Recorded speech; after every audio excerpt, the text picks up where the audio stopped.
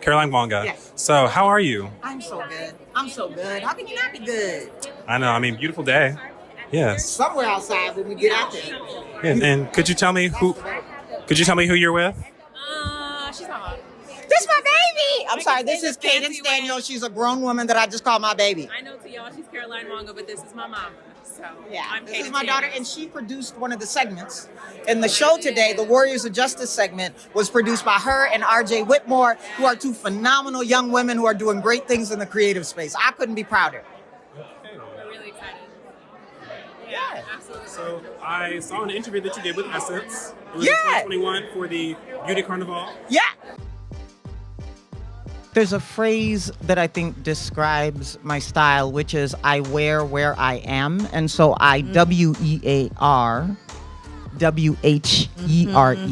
I am, right? I wear where I am. And that place can be mentality, that place can be physicality, that place can be emotionally.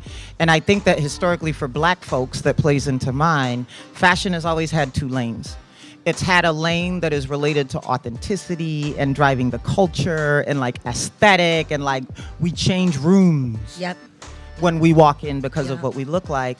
But there's also ancestry and activism, right? And amplification that's a part of even how our textiles told stories we didn't tell in text. I wear where I am. Yes. And could you tell me what exactly does that mean? Does that mean that if you're sad, you wear outfits that emphasize your sadness? Or? You know, it's connected to a phrase that I use often, which is who you are is who you are.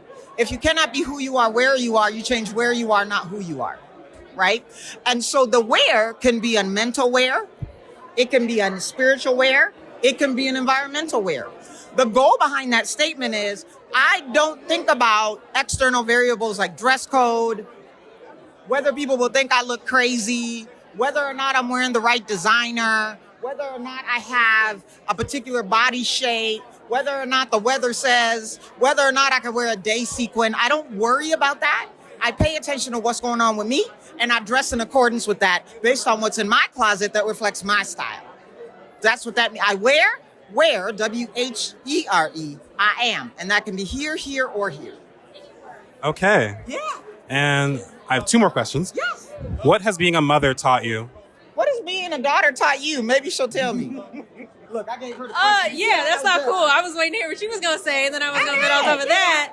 But I think for me, being a daughter, it's learning from those before you, right? Just the way that we talk about how we're going to celebrate here, the organizations that we're here to celebrate, right? Because of the advancements that they've done and the ways that they've grown on top of people. It's the same thing here, right? The career that she has had is something that I was a child when I was witnessing, right? And so it's the way that I implement that in my own career at my young age of 25 is very raw. Because now the things that I heard when I was 8 make a little bit more sense at 25. So that's what it means for me.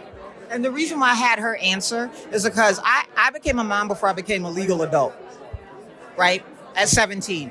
And so I spent a lot of that mom time understandably feeling guilty for what might be what she gets less than because I was so young.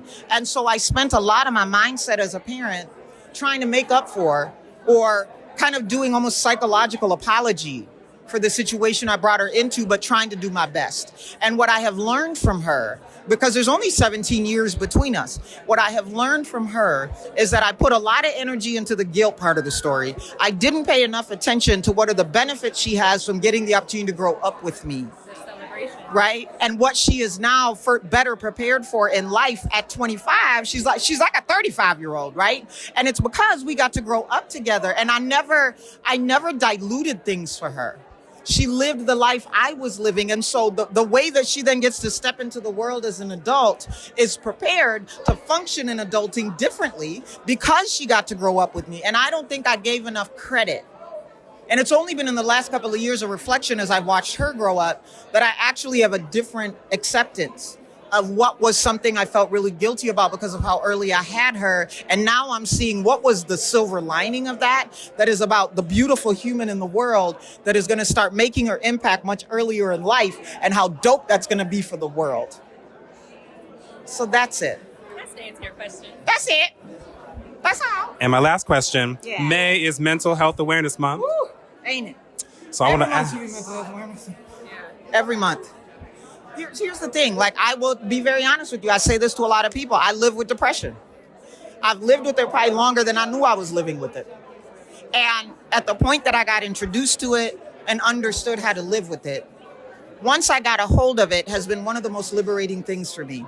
Because what it's helped to unlock is where I don't need to try to be different. I just need to accept the reality and build the way that I operate when those moments are happening, and be okay with the fact that if I share it with my friends, with my family members, with my coworkers, then they will make space for me to be healthy too. And I created this self-compassion plan that I give to my team and my colleagues and my boss that is about how I need to manage my time to stay at the right mental health. And the reason I gave it to them, as much as it's vulnerable and maybe a little risky, is because I need them to love me more than I love myself. Because if I knew how to do it, I wouldn't need the list. And what's remarkable is I was worried about the judgment, and instead I've gotten an abundance of love. And they help me take care of myself. And so my mental health has been curated by a plan and a community that has committed to help me in the way that I've asked to be helped, and do it even in spite of myself. And that I love. That I love. What about you? Oh gosh, I don't know. I think when it comes to mental health, I think it's important to realize that everybody's in a different step in their journey, right? You may not be ready to create a self-compassion plan. You may not be ready to go to therapy, right? Especially on a regular basis. You may not be ready to communicate what it is that you're still learning about yourself. And so I think when I think about mental health, I always want to give grace to the people that are out there doing the work, right? I want to thank you, and I want to ask you to continue and to keep going and to keep living and to keep being here. And so that's it for mental health. That's it for me. Yeah. Get your vitamin D right here with me and get excited about